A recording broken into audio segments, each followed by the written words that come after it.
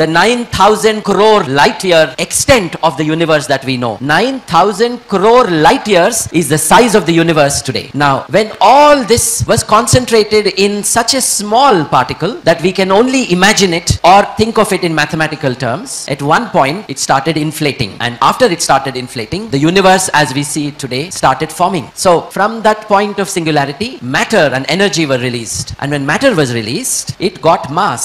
And matter was so much that under its own weight, because of the gravity, it started putting pressure on itself. How much pressure? So much pressure that small particles of matter started fusing into each other. పదార్థం ఏ కణాలతో అయితే ఏర్పడిందో ఆ కణాలు ఈ ఒత్తిడి తట్టుకోలేక ఒకదానిలో ఒకటికి చొచ్చుకుపోయినాయి. అణువులు విస్ఫోటనం చెందటం అని అంటే అవి పేలిపోతాయి. కానీ మనం మాట్లాడుతున్నది పేలిపోవటం కాదు, అవి కలిసిపోవటం. అలా కలిసినప్పుడు దాని నుండి వచ్చిన శక్తి, ఎనర్జీ ఏదైతే ఉందో, అది ఏదైతే ఒక చైన్ రియాక్షన్ ఆరంభం చేసిందో వాటి కారణంగా శక్తి అక్కడ ఉత్పన్నం అవుతున్న కారణంగా ఒక కొలిమి లాగా ఏర్పడింది.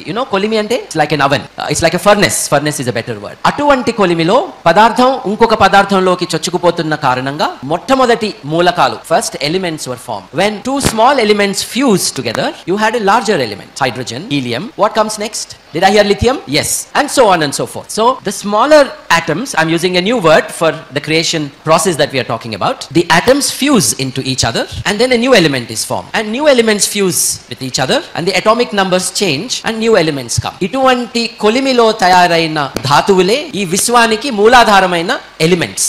అవి 100 చిల్లర ఉన్నాయి. వాళ్ళ పంచభూతాలు అని చెప్తారు. They don't create the universe. గ్రీకులు అగ్నితో తయారైంది విశ్వం అని చెప్తారు. వేరే సంస్కృతుల్లో, వేరే నాగరికతల్లో విశ్వం ఎలా, దేని ద్వారా నిర్మించబడింది అన్న దాంట్లో నీటి ద్వారా, వాయువు ద్వారా, అగ్ని ద్వారా అని చెప్పుకున్నారు. మన సంస్కృతిలో పంచభూతాలు అని చెప్పారు. కానీ ఇవేవి కూడా విజ్ఞాన శాస్త్ర పరంగా కరెక్ట్ కాదు, అవి నమ్మకాల వరకునే ఉన్నాయి. ఇలా ధాతువులు, మూలకాలు ఏర్పడిన క్రమంలో ఈ శక్తి అంతా కూడా ఒక చోట కాన్సన్ట్రేట్ అయినప్పుడు దాన్ని మనం నక్షత్రం అంటున్నాం. విపరీతమైన మాస్ ఉండి దాని ద్వారా వచ్చిన గ్రావిటీ కారణంగా, రాపిడికి పదార్థంలోకి పదార్థం చొచ్చుకుపోయిన కారణంగా వచ్చిన శక్తి మూలంగా వేరే వేరే ధాతువులు వచ్చి వేరే వేరే మూలకాలు ఏర్పడి ఇదంతా ఒక కొలిమిలో జరిగింది కాబట్టి దాన్ని మనం నక్షత్రం అంటున్నాం. ఈ నక్షత్రం తన శక్తిని తానే ప్రొడ్యూస్ చేసుకుంటూ ఉంది. హైడ్రోజన్ ఆటమ్స్ ఒక దాంట్లో ఒకటికి వెళ్ళటం, దాని కారణంగా శక్తి రావటం, అది మండే గోళం లాగా ఉండటం. కొద్ది కాలానికి ఇటువంటి నక్షత్రాలు వాటిలో ఉన్న ఇంధనం అయిపోతే, అంటే హైడ్రోజన్ అయిపోతే, హీలియం లేకపోతే, వాటిలో ఉన్న ఇంధనం అంతా అయిపోయిన కారణంగా ఆ నక్షత్రం అన్నది ఎక్స్పాండ్ అయ్యి ఫైనల్గా పేలిపోవటం జరిగింది. అలా పేలిపోయిన నక్షత్రాల్లో ఉన్న మూలకాలే విశ్వం అంతా కూడా స్ప్రెడ్ అయినాయి. అందుకనే కార్ల్ సేగన్ అనే ఒక గొప్ప విజ్ఞాన శాస్త్రవేత్త, సైన్స్ ప్రచారకుడు, ఆయన వీఆర్ ఆల్ స్టార్ డస్ట్ అని అన్నాడు. మీలో, నాలో, అందరిలో ఉన్న కార్బన్ కానీ, ఐరన్ కానీ ఎక్కడో ఏదో నక్షత్రంలో తయారై వచ్చింది. ఆ నక్షత్రం పేలిపోయినప్పుడు విశ్వం అంతా అది వెదజల్లిన కారణంగా, అది స్ప్రెడ్ అయిన కారణంగా you will find it everywhere. ప్రతి నక్షత్రంలో జరిగేది ఇదే. అలా నక్షత్రాలు, అవి పేలిపోవటాలు. ఈ నక్షత్రం అన్నది ఈజ్ ఎ మ్యాసివ్ థింగ్.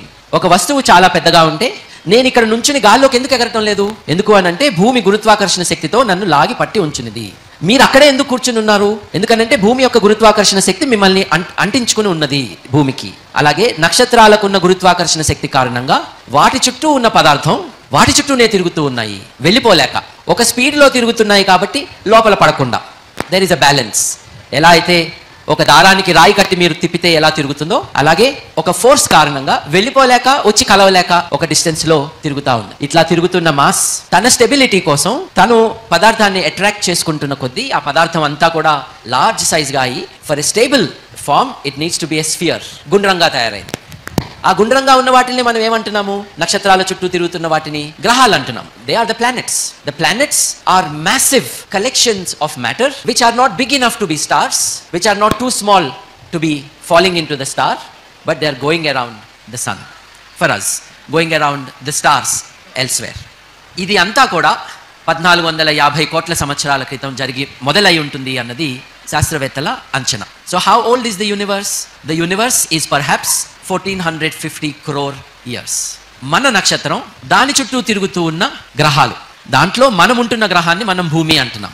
ఈ భూమి వయస్సు బహుశా 500 కోట్లు, 5 billion years, 500 crores of years. That is the age of our earth.